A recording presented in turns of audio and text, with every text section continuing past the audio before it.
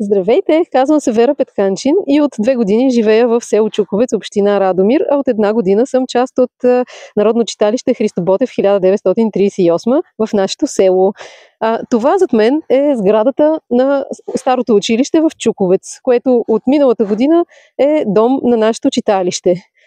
Тази сграда е била построена през 1929 година и десетилетия наред в нея са се обучавали децата в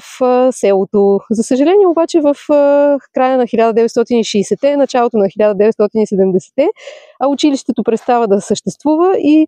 сградата бива изоставена, макар да е била използвана за различни цели в следващите десетилетия. От 1990 година нататък, последните над 30 години, тя е напълно необитаема и за съжаление в момента е потънала в разруха. Нейният покрив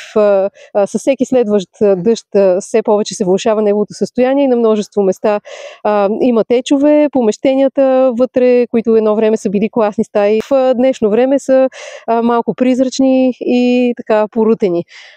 Каузата и мечтата на екипа на нашето читалище е ние отново да съживим това място, да го обживеем, да го превърнем в едно културно средище и в център за общуването и социалния живот и образователното дело в село Чуковец и в целия район, в близките села в община Радомир. За да можем обаче да постигнем това нещо, имаме нужда от много подкрепа, тъй като само ремонта на покрива на тази сграда ще струва може би не по-малко от 100 000 лева по оферти, които сме получили от потенциални изпълнители. Това е най-важното нещо, с което трябва да започне ремонта на всяка една сграда, за да можем отново тук да имаме състави, които изучават местния регионалния фолклор, местната и регионалната кулинария, да имаме отново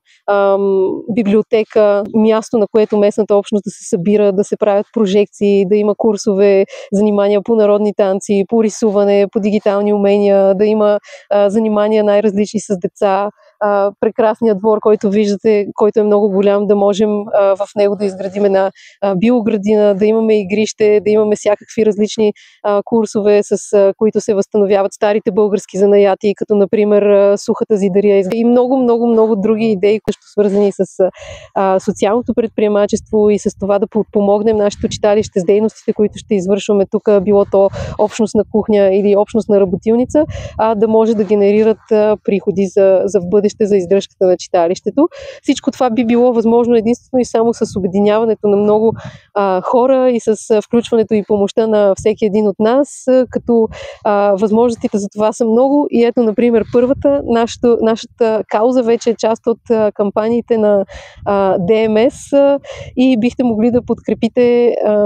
каузата ни за събиране на средства за ремонт на покрива на читалището с изпращане на СМС на стойност от 2 лева на номер 17777 духовност, изписано на латиница. Това е името на нашата кауза. Също така на